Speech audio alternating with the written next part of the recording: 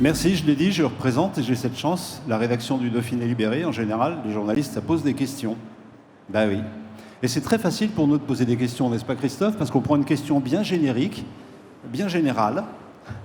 On essaye de ne pas trop vous mettre en difficulté.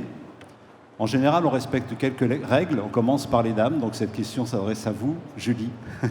Que vous évoque justement le sens de la tech? Qu'est-ce que ça veut dire pour vous, Julie?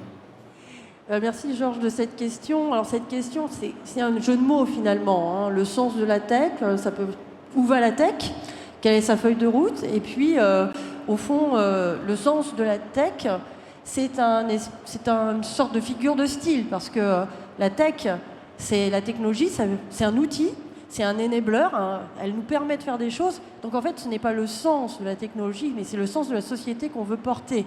C'est nos aspirations. Et donc, au fond, la question qui est derrière, c'est quelle société voulons-nous pour demain? Et comment on peut mettre la technologie au service du progrès, au service de nos aspirations pour demain. Et c'est ça, ici, à Grenoble, ce que nous essayons de faire ensemble. Alors quand vous dites progrès, on est déjà sur quelque chose qu'on évoquera tout à l'heure. J'aimerais qu'on précise un petit peu parce que c'est un mot qu'on n'utilise plus vraiment. On dit innovation maintenant, c'est un véritable sujet. Est-ce que c'est ça aussi, ce sens de la tech, c'est-à-dire de réinstaller le débat là où il doit être? Pourquoi aujourd'hui on dit innovation et on ne dit plus progrès? Il y a des choses comme ça qui ont évolué à votre avis? Oui, effectivement, ça a été dit par Étienne Klein, par exemple. On a vu disparaître ces dernières années, aux alentours des années 2000, le terme progrès, alors qu'il était porteur de beaucoup de significations, était bien associé depuis longtemps à la science et à la technologie. Et il a disparu par le terme innovation, qui était quelque chose d'assez... indolore, incolore, sans saveur ni odeur, et qui est très économique finalement.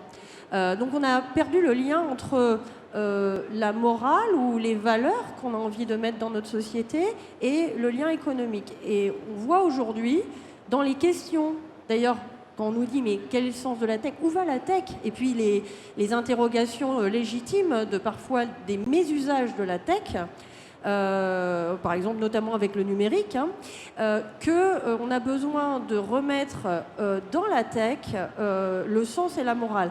Aujourd'hui, l'Europe, et ça a été dit par un certain nombre de gens, par exemple Asma Mala, elle réglemente le marché, donc elle redonne le sens et les aspirations au niveau de la réglementation des produits numériques. On a vu le DSA, le DMA, le Data Act, etc.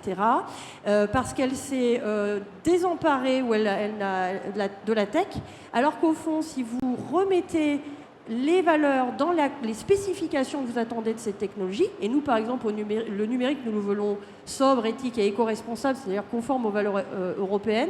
Si vous le mettez dès à présent dans la conception de votre tech, eh bien, elle se met au service de la société. C'est sans doute ce qui marque notre approche européenne des approches américaines et chinoises notamment. Benoît, alors, excusez-moi pour le raccourci, on peut dire que vous êtes un pur produit de la tech, vous? Alors c'est une question qui est plus compliquée qu'il n'en a l'air. Ce qu'il y a de sûr, c'est qu'avec Verkor et d'autres, parce qu'il y a d'autres projets du même type en France, en Europe, aux États-Unis aussi, je pense que la tech, il y avait peut-être une vingtaine d'années, beaucoup tirée par les nouvelles technologies numériques, montre un petit peu un nouveau visage. Et ça a été initialement d'ailleurs lancé par certains entrepreneurs américains. On a vu, bien sûr, chacun connaît Elon Musk avec Tesla, qu'il faut se souvenir, est aujourd'hui l'entreprise la plus valorisée au monde, mais était, et certains des équipiers de Verkor ont participé à cette aventure, jusqu'en 2018, une entreprise qui peinait à survivre. Et on a vu d'un seul coup, finalement, pour une entreprise très industrielle, une accélération jamais vue pour une nouvelle technologie, qui d'ailleurs, comme souvent dans la tech, en fait, n'est pas une révolution en tant que telle. La révolution, dans ce qui a été fait avec Tesla ou ce qu'on fait chez Verkor, c'est moins dans l'innovation de disruption, qui a été beaucoup à la source des innovations technologiques, des nouvelles technologies du numérique, mais c'est beaucoup plus dans la manière d'accélérer rapidement des innovations qui impactent fortement des écosystèmes, mais sans rupture technologique majeure. Et ça, c'est assez nouveau. Et donc, dans le sens de la tech, je trouve que c'est assez nouveau parce qu'on avait historiquement, surtout nous, les Français, très rationnels, cette idée que pour innover, il fallait forcément faire quelque chose de complètement différent. Et on se trouve aujourd'hui avec une capacité à diffuser des innovations rapides.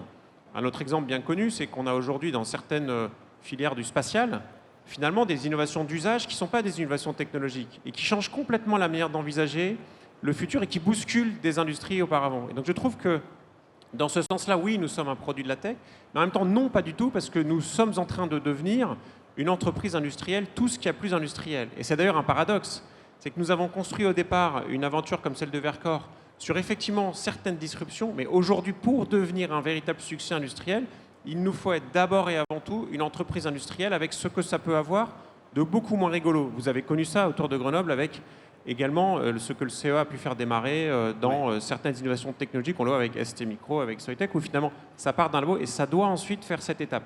Et je pense que le sens de la tech aujourd'hui, c'est apprendre à faire ça beaucoup plus vite, parce qu'en France, en Europe, finalement, ça fait quelques dizaines d'années que nous n'avons pas lancé de nouvelles filières industrielles. Or, nous avons besoin de le faire pour satisfaire aux besoins sociaux, aux besoins sociétaux, aux besoins également de dissociation de nos impacts environnementaux au sens large et de nos activités humaines. Et ça passera par la capacité à déployer vite ces technologies qui vont permettre ce découplage. On va repréciser, Benoît, s'il vous plaît, je vous laisserai le faire, ce que fait Verkor, parce que tout le monde ne le sait pas forcément. Et nous, vous savez, dans notre métier, on doit toujours considérer que ce qui est supposé connu ne l'est pas forcément. Effectivement, alors Verkor aujourd'hui, il y a un petit stand dans le salon où vous pourrez venir découvrir nos produits. On a lancé l'entreprise il y a 5 ans avec une idée relativement simple, c'était de contribuer à renforcer l'autonomie stratégique européenne à travers la localisation de production de batteries. Et donc dans ce cadre-là, Verkor, d'ailleurs s'appuyant sur certains des travaux faits au CEA depuis des dizaines d'années sur ces sujets de batterie, développe des produits qui seront l'année prochaine dans des voitures et que vous allez prochainement pouvoir acheter. Vous avez vu la Renault 5 qui est sortie, alors ce n'est pas nos batteries, mais ce sera dans la gamme Alpine qui va sortir en fin d'année. Pourquoi faire ça? Eh bien parce qu'avec le basculement de la mobilité vers l'électrification, nous allons mécaniquement, et c'est pas bien ou mal, c'est la réalité, nous allons voir disparaître une partie des chaînes de valeur liées à moteur à combustion. Est-ce que c'est en 2020, 2025, 2030, 2035? Il y a un débat, mais la tendance de long terme, c'est une méga trend qui ne fait pas de doute. Et donc nous avons choisi de positionner Verkor au croisement de cette évolution et de cette transition sur des technologies de pointe, mais pas en innovation, pas en rupture, pardon, et ensuite de passer à l'échelle. Donc nous avons à Grenoble 500 personnes et un site de production qui se trouve sur la presqu'île, et nous avons à Dunkerque une usine qui a sorti de terre pour produire l'équivalent de 200 000 véhicules dès l'année 2026. Merci Benoît. Avant de redonner la parole à Christophe et de le faire réagir, j'ai une question pour vous. Suite à ce que dit Benoît, le sens de la tech, c'est aussi ce qui accompagne l'évolution du CEA. Son nom originel est dépassé. En quelques mots, le CEA, c'est quoi aujourd'hui, Julie? Le CEA fête ses 80 ans cette année. Donc c'est une jeune dame de 80 ans, 4 générations de chercheurs qui se sont succédés. Et je voudrais rappeler le fondement du CEA en octobre 1945, à la sortie de la guerre. Et donc c'était vraiment une conception forte du gouvernement, du général de Gaulle, mais aussi des porteurs comme M. Joliot-Curie, de mettre la science au service des aspirations des Français de l'époque, c'est-à-dire la paix, la prospérité et la liberté de la France à disposer d'elle-même. Et je pense que, quelle que soit la technologie que nous portons, nous nous sommes beaucoup diversifiés aujourd'hui, nous portons toujours cette vocation de mettre cette science au service du progrès. Et donc pour les 80 prochaines années, nous nous sommes projetés avec les équipes du CEA. Nous nous sommes posé la question maintenant, ces valeurs résonnent-elles toujours en nous? Oui, bien sûr, hein, la paix, la prospérité, et on peut l'espérer pour l'ensemble du monde d'ailleurs. Et puis, on le porte, mais avec de nouvelles technologies, la microélectronique, bien sûr, ici à Grenoble, la santé, bien sûr, avec les dispositifs médicaux, les organoïdes puces, c'est-à-dire aussi le respect de l'environnement.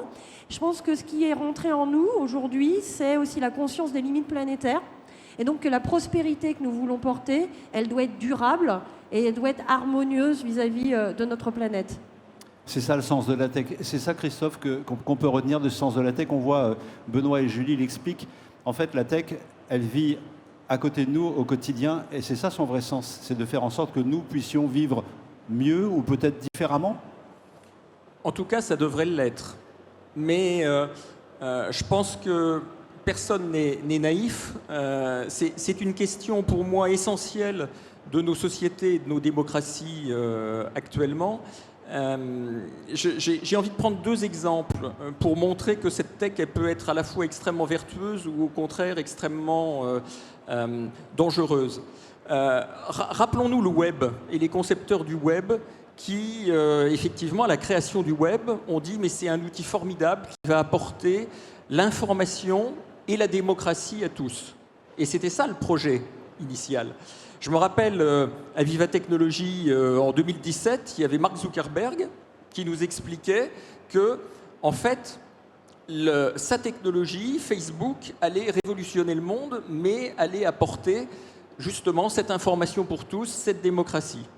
Et 7 à 8 ans plus tard, cette image, moi, m'a extrêmement frappé. À l'investiture de Donald Trump, vous aviez un certain nombre de représentants d'une certaine tech américaine. Il y avait Peter Thiel, il y avait Mark Zuckerberg, il y avait Elon Musk. Ils étaient là sur un tout autre visage de la tech, très déréglementé, avec une utilisation effrénée de la data. Et donc, ça montre bien que à chaque moment, aussi bien quand on conçoit cette technologie, quand on fait des arbitrages pour ses finalités, il faut être extrêmement vigilant et que, effectivement, c'est une question qui paraît être une question extrêmement technique aujourd'hui, réservée à des experts. Je pense au contraire que c'est une question qui doit être éminemment démocratique, éminemment en prise avec les citoyens, les entreprises qui appliquent ces technologies. Et c'est probablement une question essentielle de nos temps. C'est aussi pour ça qu'on est là, d'ailleurs. Mais je pense qu'à aucun moment, il faut considérer que cette question nous échappe et il faut rester vigilant, même si tous autour, on est là pour cette tech porteuse de progrès. Nous sommes vigilants. Évidemment, le Dauphiné Libéré l'est depuis 80 ans. Julie, nous avons le même âge, vous voyez. Mais nous, on le porte un petit peu plus que vous, sans doute. Pour revenir au quotidien qui vous suit tous les jours, on a détaché une rédaction. On va faire un petit jeu, il faut la trouver. Vous verrez, c'est le seul endroit où vous avez 8 personnes qui sont derrière des écrans. C'est là-dedans que ça se passe. C'est moins spectaculaire que la tech. Julie, je reviens vers vous parce que j'ai encore un peu de temps et je vais vous solliciter à nouveau et solliciter chacun d'entre vous pour une réponse courte. Vous connaissez Alain Specht, je ne vous le présente plus, qui est membre de l'Académie des technologies, qui est partenaire de Tech and Fest, et le prix Nobel de physique, dit 2 choses. Il dit que l'IA ne peut pas faire de découvertes fondamentales. Celles-ci sont le fruit de l'intuition et de la créativité humaine, première chose. Et il dit aussi, notamment aux jeunes, qu'on ne résoudra pas les problèmes de la planète contre la science, mais avec elle. Julie, une réaction, vous avez peu de temps pour un sujet aussi vaste. Oui, alors merci à Alain Specht. Je voulais rebondir peut-être avec une remarque de Luc Julia, quand même, donc figure de l'IA à la Silicon Valley et de la contribution française. Il nous a dit, moi j'aime pas intelligence artificielle, c'est intelligence augmentée. Je pense que ça va dans le même sens. C'est-à-dire qu'au fond, ça reste un outil. Alors oui, ça peut être troublant, c'est-à-dire qu'en fait, on sait qu'on coévolue avec notre outil, l'espèce humaine. Et donc je dirais que pour avoir le futur que l'on désire, il faut mettre les ingrédients de ce futur dans les spécifications de notre tech et de notre science. Benoît. Alors 3 choses. La première, c'est une autre citation de Luc Julia qui dit qu'avec, je ne suis pas informaticien, mais une quantité astronomique d'ordinateurs, on arrive péniblement à faire reconnaître à un ordinateur une image de chat, ce qu'un enfant de 2 ans fait à 99,99% sans se tromper, jamais. Donc est-ce que ça, c'est l'intelligence artificielle ? Je ne sais pas. En même temps, je vois mes enfants qui utilisent ChatGPT d'une manière que je n'imaginais pas. Ils inventent des alphabets, ils créent un monde imaginaire en quelques minutes. Et donc, comme nous n'avons finalement pas été digital natives, mais nous avons appris à faire a posteriori, certains vont déjà intégrer ça dans leur raisonnement. Est-ce que c'est bien ou mal ? Je ne sais pas. Mais la question que ça pose, elle est éminemment politique et elle renvoie à l'éthique, qui est un sujet souvent débattu d'ailleurs, ou pas forcément assez débattu sur la place grenobloise, mais qui est le sens de la tech. Ce titre-là, je trouve, est très bien choisi parce que c'est quoi le sens de ce qu'on fait et du pourquoi on le fait ? Et c'est une question éminemment politique en vérité. Et un des enjeux, je crois, d'audience comme la nôtre aujourd'hui, c'est vraiment de recréer ce lien-là. Et moi, j'utilise un triangle assez simple pour faire prendre conscience des choses, qui est peut-être un triangle un peu plus industriel, mais qui est le suivant. Nous sommes tous à la fois un citoyen, un consommateur et un salarié. Et aujourd'hui, nous avons constitué l'Europe sur finalement deux choses. Les droits de l'homme et le marché, qui visaient la paix et qui visaient des prix bas pour le consommateur. Et le problème, c'est que le salarié là-dedans, c'est-à-dire ce que nous produisons en Europe et pourquoi nous le produisons, on l'a oublié, on l'a vraiment oublié. Et là, nous sommes en train de nous réveiller parce que nous voyons que la Chine, c'est le pays qui produit, les États-Unis, c'est le pays qui innove, et l'Europe, c'est la zone qui, pour l'instant, régule. Et ça pose un petit problème, c'est que juste réguler, ça ne crée pas d'activité, ça n'ancre pas d'activité, et ça pose des questions de compétitivité qui deviennent extrêmement difficiles au niveau européen, et ça pose des questions également, finalement, d'intégrité de la société. Et c'est là le lien avec ce que disait Julie sur l'éthique et la responsabilité que nous avons en tant que dirigeants, que nous avons tous en tant qu'acteurs de cette dynamique-là, pour faire ces choix-là qui, pour nous, doivent amener à vraiment une autonomie stratégique qui est une condition de la liberté de l'Europe. Si nous n'avons pas ça, alors nous subissons et nous sommes dépendants. Et l'enjeu que nous avons lancé, nous, chez Verkor, c'est ça. Troisième petit commentaire, il faut aussi que nous prenions conscience qu'aujourd'hui, plus qu'avant, avec ce qui s'est passé à travers le digital, le big data et les quelques grands dirigeants qui finalement ont démontré que c'est un monde du winner takes all. Vous savez, c'est le monde où le gagnant gagne tout. Et finalement, on s'est résolu à ce que dans le monde de la data, ce soit le cas. Google est devenu le moteur de recherche quasiment universel. Ça changera peut-être, mais il n'y en aura pas trois, il n'y en aura qu'un en fait. Et on le voit de plus en plus, y compris dans la technologie. Et ça, c'est nouveau. Et ça doit nous interpeller.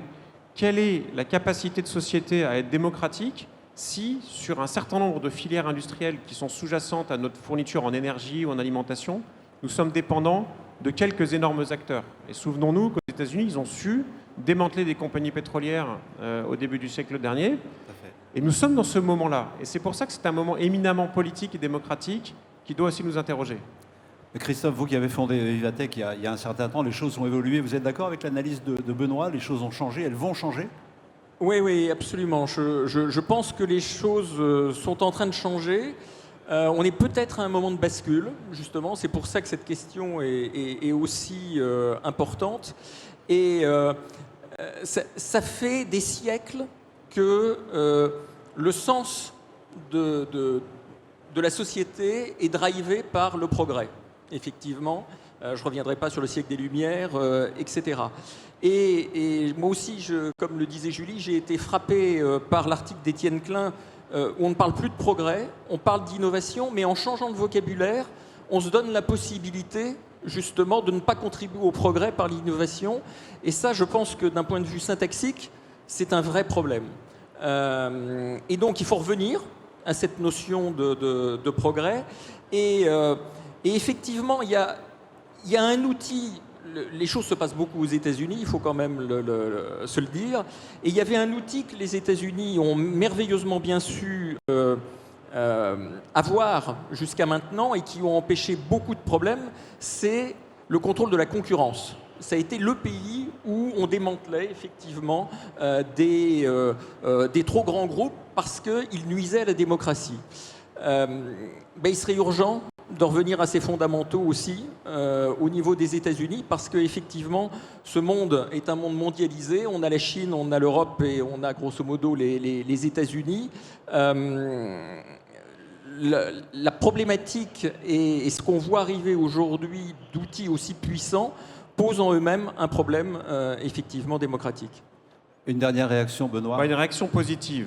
N'oublions jamais que nous sommes le continent qui, historiquement, a su, dans les moments difficiles, trouver les ressources pour rebondir. Et donc, typiquement, je pense que nous assistons, et ça c'est un sujet plus personnel, mais à un moment où l'Europe a une opportunité historique, à la fois pour réorganiser autour d'elle, premier marché mondial, le plus engagé sur les questions environnementales, le plus engagé sur la protection des personnes. Simplement, ce rebond-là, il dépend de ce que nous en ferons individuellement et collectivement, et c'est là qu'est l'opportunité. Donc il ne faut pas se résigner, mais au contraire s'engager et trouver des moyens de faire ce qui a été fait il y a 80 ans, parce que vous avez chacun 80 ans, mais l'Europe aussi, avec au sortir de la guerre, cet engagement résolu pour construire ce qui est devenu quand même l'endroit où tout le monde veut aller aujourd'hui. Et donc à nous de savoir en faire quelque chose de positif. Julie, d'accord avec ça en quelques secondes? C'est une bonne synthèse? C'est tout à fait une bonne synthèse et je rebondirai sur ce qu'a dit Benoît. En fait, encore une fois, si nous voulons être maîtres de notre destin, il faut conjuguer les trois piliers de ce que nous sommes, citoyens, consommateurs, producteurs. L'Europe doit reproduire, produire, réindustrialiser de la technologie, donc innover et industrialiser. Et je terminerai par le thème qui m'a un peu interpellé de Jean Covici, qui disait en fait on est perdu parce qu'on n'a plus les sources d'énergie primaires.